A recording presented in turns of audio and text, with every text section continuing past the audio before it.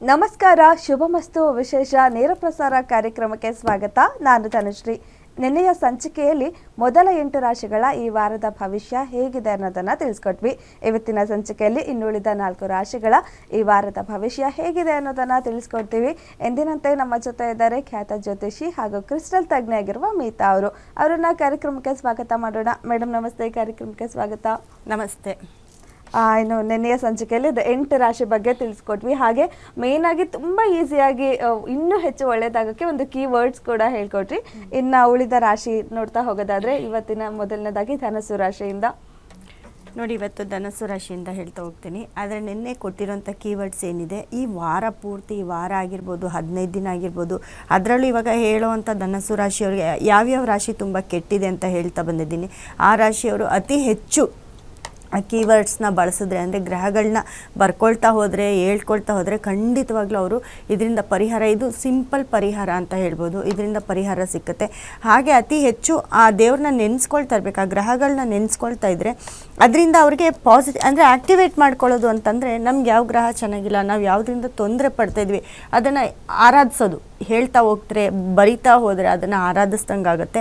ಅದರಿಂದ ಇವರು ಅದು ಆ್ಯಕ್ಟಿವೇಟ್ ಆಗಿದ ತಕ್ಷಣ ಇವ್ರಿಗೆ ಏನಾಗುತ್ತೆ, ಎಲ್ಲೋ ಒಂದು ಕಡೆ ಒಂದು ದಾರಿ ಸಿಕ್ಕುತ್ತೆ, ಎಲ್ಲೋ ಒಂದು ಕಷ್ಟದಿಂದ ಸ್ವಲ್ಪ ಹೊರಗಡೆ ಬರ್ತಾರೆ. ಇದೆಲ್ಲ ಕೂಡ ಈ ಕೀವರ್ಡ್ಸು ತುಂಬ ಇಂಪಾರ್ಟೆಂಟ್ ಅಂತ ಹೇಳ್ತೀನಿ. ಅಂದರೆ ತುಂಬ ಇದಕ್ಕೆ ಏನೋ ಸುಮ್ಮನೆ ನಾನು ಹೇಳ್ದೆ ನೀವು ಬರ್ಕೊಳ್ಳೋದು ಅದಲ್ಲ. ನೀವು ಚೆನ್ನಾಗಿರೋ ರಾಶಿಯವ್ರಿಗೂ ಕೂಡ ಹೇಳಿದ್ದೀನಿ, ಕೆಟ್ಟಿರೋ ರಾಶಿಯವ್ರಿಗೂ ಕೂಡ ಹೇಳಿದ್ದೀನಿ. ಅವ್ರಿಗೆ ಯಾವ ಗ್ರಹ ಬೇಕು ಅನ್ನೋದನ್ನು ಕೀವರ್ಡ್ಸಲ್ಲಿ ಹೇಳಿದ್ದೀನಿ. ಆ ಗ್ರಹಗಳನ್ನ ಅತಿ ಹೆಚ್ಚು ಆರಾಧಿಸಿ ನೀವು ಮಂತ್ರ ಹೇಗೆ ಪಠಿಸ್ತೀರೋ ಹಾಗೇನೆ ಇದು ಕೂಡ ಹೇಗೆ ಬರೆದ್ರೆ ಎಲ್ಲ ಆಗತ್ತಾ ಅಂತ ಅಂದ್ಕೊಳ್ತಾರೆ. ಆದರೆ ಇದನ್ನು ಬರೆದು ನೋಡಿ, ನಿನ್ನೆ ಹೇಳಿದ್ದೀನಿ, ಇವತ್ತು ಕೂಡ ಹೇಳ್ತೀನಿ, ಬರೆದು ನೋಡಿ, ಒಂದು ವಾರ ಕಂಟಿನ್ಯೂ ನೀವು ಮಾಡಿ ನೋಡಿ. ಖಂಡಿತವಾಗ್ಲೂ ನಿಮಗೆ, ನೀವು ಯಾವ ದೇವಸ್ಥಾನಕ್ಕೂ ಹೋಗೋಂಗಿಲ್ಲ, ಯಾವ ಪೂಜೆ ಮಾಡೋಂಗಿಲ್ಲ, ನಿಮ್ಮ ಬಾಯಲ್ಲಿ ಇದನ್ನು ಹೇಳ್ತಾ ಹೋದರೆ ಸಾಕು, ನಿಮ್ಮ ಬಾಯಿಂದ ಇದನ್ನು ಹೇಳ್ತಾ ಹೋದರೆ ಖಂಡಿತ ನಿಮ್ಮ ಗ್ರಹಗಳೇ ನಿಮ್ಮನ್ನು ಒಂದು ದಡಕ್ಕೆ ಸೇರಿಸ್ತವೆ ಅಂತ ಹೇಳ್ತೀನಿ. ಒಂದು ದಡಕ್ಕೆ ಸೇರಿಸುತ್ತೆ. ಅದು ನಿಮಗೆ ಮಂತ್ರ ಪಠಣೆ ಇದ್ದಂಗೆ. ಎಲ್ಲೋ ದೇವಸ್ಥಾನದಲ್ಲಿ ಹೋಗಿ ಯಾವುದೋ ದೇವ್ರ ಮಂತ್ರ ಪಠಣೆ ಮಾಡ್ತಿರಲ್ಲ, ಹಾಗೆಯೇ ಇವು ಕೂಡ ನಿಮಗೇನು ಇದ್ರ ಬಗ್ಗೆ ಮಂತ್ರ ಗೊತ್ತಿಲ್ಲ ಅಂದರೆ ಪ್ರತಿ ಸರಿ ಅದನ್ನು ಉಚ್ಚಾರಣೆ ಮಾಡೋದು. ಅದು 1 ಸತಿ ಹೇಳಿದಾಗ ಎಷ್ಟು ಪಾಸಿಟಿವ್ ಆಗುತ್ತೆ, ಅದನ್ನು 10 ಸತಿ ಹೇಳಿದಾಗ 10 ಪಟ್ಟು ಪಾಸಿಟಿವ್ ಆಗ್ತಾ ಹೋಗುತ್ತೆ, ಆ್ಯಕ್ಟಿವೇಟ್ ಮಾಡ್ಕೊಳ್ತಾ ಹೋಗ್ತೀರಾ. ಹಾಗಾಗಿ ನೀವು 100 ಬಾರಿ ಹೇಳಿ, 1000 ಬಾರಿ ಹೇಳಿ, ಅದು ನಿಮಗೆ ಸೇರಿದ್ದು. ನೀವೆಷ್ಟು ಸತಿ ಹೇಳ್ಕೊಡ್ತಿರೋ ಹಾಗೆ. ಯಾಕಂದರೆ ಕಷ್ಟ ಅಂತ ಬಂದಿರೋ ರಾಶಿಗಳು ಸುಮಾರು ಸತಿ ಹೇಳ್ತಾರೆ.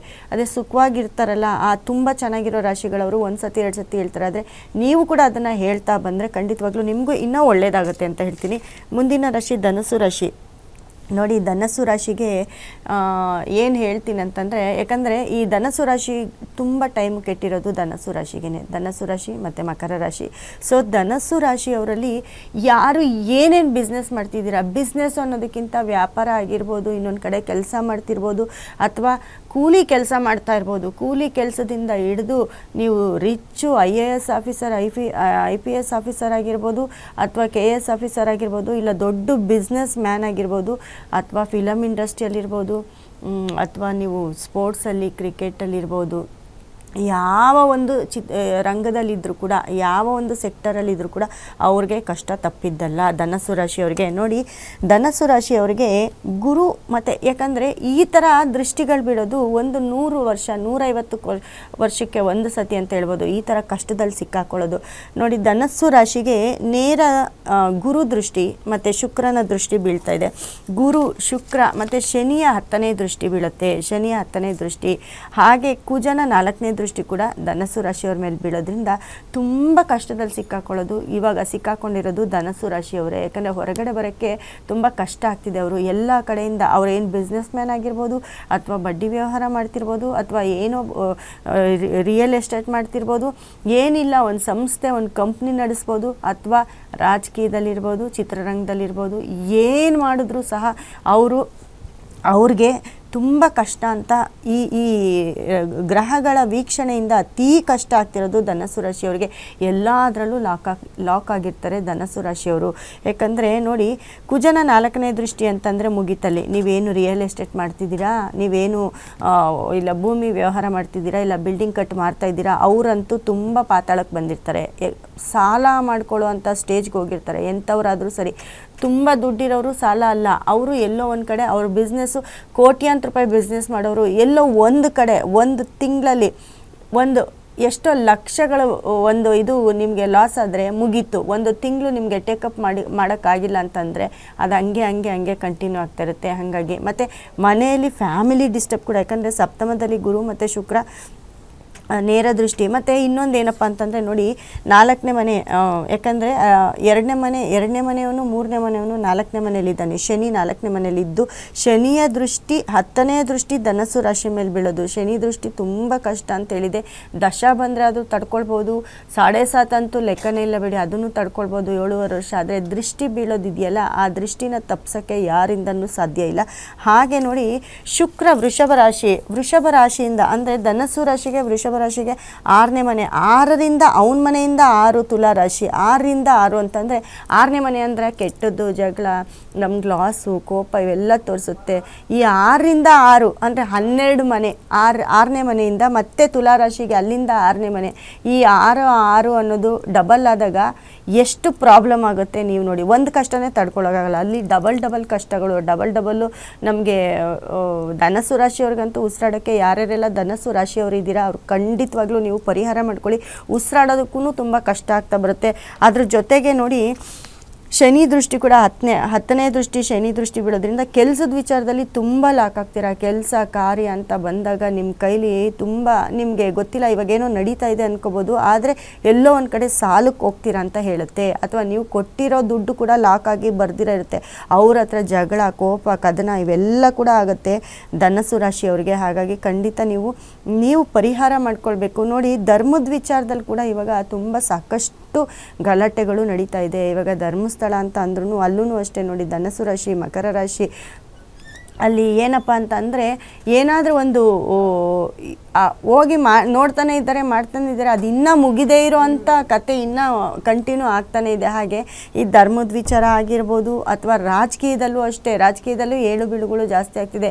ನಮಗೆ ಬೇಕು, ನಿಮಗೆ ಬೇಡ, ಈ ಒಳಗಡೆನೇ ಗಲಾಟೆಗಳು ನಡೀತಿದೆ. ಇದೆಲ್ಲ ಕೂಡ ನೀವು ವೀಕ್ಷಣೆ ಮಾಡ್ತಾ ಇದ್ದೀರಾ. ಇದೆಲ್ಲ ನೋಡೋದಾದರೆ ಚಿತ್ರರಂಗ ಅಂತ ಬಂದಾಗ ನೋಡಿ, ದರ್ಶನ್ ಅವರಾಗಿರ್ಬೋದು, ಸುದೀಪ್ ಅವರಾಗಿರ್ಬೋದು, ಅವ್ರಿಗೂ ಕೂಡ ಈ ಕಷ್ಟನ ತಪ್ಪಿಸ್ಕೊಳಕ್ಕಾಗ್ತಿಲ್ಲ. ಎಷ್ಟು ಪವರ್ ಇದ್ದರೂ ಕೂಡ ನಮಗೆ ನೋಡಿ. ಮಕರ ರಾಶಿ, ಅದೇ ರೇವಣ್ಣ ಅವರು ಫ್ಯಾಮಿಲಿ ಆಗಿರ್ಬೋದು, ಈ ಒಂದು ಪ್ರಾಬ್ಲಮಿಂದ ನಾವು ಈಚೆ ಬರೋದಕ್ಕೆ ತುಂಬ ಕಷ್ಟ ಆಗುತ್ತೆ, ತಪ್ಪಿಸ್ಕೊಳ್ಳೋಕ್ಕೆ ಚಾನ್ಸ್ ಇರಲ್ಲ. ನಮ್ಮ ಹತ್ರ ದುಡ್ಡು ಇರ್ಬೋದು, ಪವರ್ ಇರ್ಬೋದು, ಆದರೆ ಗ್ರಹಗಳು ಬದಲಾದಾಗ ಅದರ ವೀಕ್ಷಣೆಯಿಂದ ಆ ಪವರು, ನಮ್ಮ ದುಡ್ಡು, ನಮ್ಮ ಪವರು ಇದ್ಯಾವುದು ಕೂಡ ನಮಗೆ ಬರೋದಿಲ್ಲ, ಇದ್ಯಾವುದು ನಮಗೆ ಹೆಲ್ಪ್ ಮಾಡೋದಿಲ್ಲ. ಹಾಗಾಗಿ ದುಡ್ಡು ಇರೋರಿಗೂ ಹೇಳ್ತಾ ಇದ್ದೀನಿ, ದುಡ್ಡು ಲಾಕ್ ಆಗಿರೋರಿಗೂ ಹೇಳ್ತಿದ್ದೀನಿ, ಪವರ್ ಇರೋರಿಗೂ ಕೂಡ ಹೇಳ್ತಾ ಇದ್ದೀನಿ. ಧನಸ್ಸು ರಾಶಿಯವರು ಎಂಥ ಉನ್ನತ ಮಟ್ಟದಲ್ಲಿದ್ದರೂ ಕೂಡ ಈ ಒಂದು ತಿಂಗಳು ನಿಮಗೆ ಕಷ್ಟ ಇದ್ದೇ ಇರುತ್ತೆ. ಅದರಲ್ಲೂ ನಿಮಗೆ ಧನಸ್ಸು ರಾಶಿಯವರಿಗೆ ಶನಿ ಅಂತೂ ನಿಮಗೆ ಚೇಂಜ್ ಆಗೋವರೆಗೂ ಏನಾದರೂ ಒಂದು ಕಷ್ಟ ತಪ್ಪಿದ್ದಲ್ಲ ಅಂತ ಹೇಳ್ತೀನಿ. ಹಾಗಾಗಿ ಧನಸ್ಸು ರಾಶಿಯಲ್ಲಿ ಯಾರ್ಯಾರಿದ್ದೀರಾ ಅವರೆಲ್ಲ ಕೂಡ ಖಂಡಿತವಾಗ್ಲೂ ಪರಿಹಾರ ಮಾಡ್ಕೊಳ್ಳಿ. ಪರಿಹಾರ ಮಾಡ್ಕೊಳ್ಳೋ ಜೊತೆಗೆ ನೋಡಿ, ನೀವು ಧನಸ್ಸು ರಾಶಿಯವರು ನಿಮಗೂ ಸ್ವಿಚ್ ವರ್ಡ್ ಹೇಳ್ತಾ ಇದ್ದೀನಿ, ನೀವು ಇಲ್ಲ ಅಂದರೂ 1 ವರ್ಷ ಆದರೂ ಇದನ್ನು ಹೇಳ್ತಾ ಬರಿತಾ ಹೋದರೆ ನಿಮಗೆ ನಿಮ್ಮ ಒಂದು ಪ್ರಾಬ್ಲಮಿಂದ ಕ್ಲಿಯರ್ ಆಗುತ್ತೆ ಅಂತ ಹೇಳ್ತೀನಿ. ಅದರಲ್ಲೂ ಬಡ್ಡಿ ವ್ಯವಹಾರ ಮಾಡ್ತಾ ಇರ್ತೀರಾ, ರಿಯಲ್ ಎಸ್ಟೇಟ್ ಮಾಡ್ತಾ ಇರ್ತೀರಾ, ಹಾಗೆ ಯಾರಾದರೂ ಸಣ್ಣ ಪುಟ್ಟ ರೌಡಿಸಮ್ ಮಾಡ್ಕೊಂಡಿರೋರಂತೂ ಈ ಸತಿ ಲಾಕೇ ಆಗ್ತೀರಾ ಅಂತ ಹೇಳ್ತೀನಿ ಧನಸ್ಸು ರಾಶಿ. ಯಾಕಂದರೆ ಎಲ್ಲ ಕೆಲಸ ಮಾಡೋರು ಕೂಡ ಈ ರಾಶಿಗಳಲ್ಲಿ ಇರ್ತಾರೆ. ಇವಾಗ ನಾವು ಏನು ಕೂಲಿ ಕೆಲಸ ಮಾಡೋದ್ರಿಂದ ಹೇಳಿದೆ, ಕೂಲಿ ಕೆಲಸ ಮಾಡೋದ್ರಿಂದ ಹಿಡ್ದು ತುಂಬ ಹೈಟೆಕ್ ಬಿಸ್ನೆಸ್ ಮಾಡೋರು ಕೂಡ ಧನಸ್ಸು ರಾಶಿ, ಮಕರ ರಾಶಿಯಲ್ಲಿರ್ತೀರ, ಅವ್ರಿಗೂ ಕೂಡ ಕಷ್ಟ ತಪ್ಪಿದ್ದಲ್ಲ. ಹಾಗಾಗಿ ಮತ್ತು ಮಾತು ಏನೇನೋ ಮಾತಾಡಿ, ಲೂಸ್ ಟಾಕ್ ಮಾತಾಡಿ ಸಿಕ್ಕಾಕೊಳ್ಳೋದು.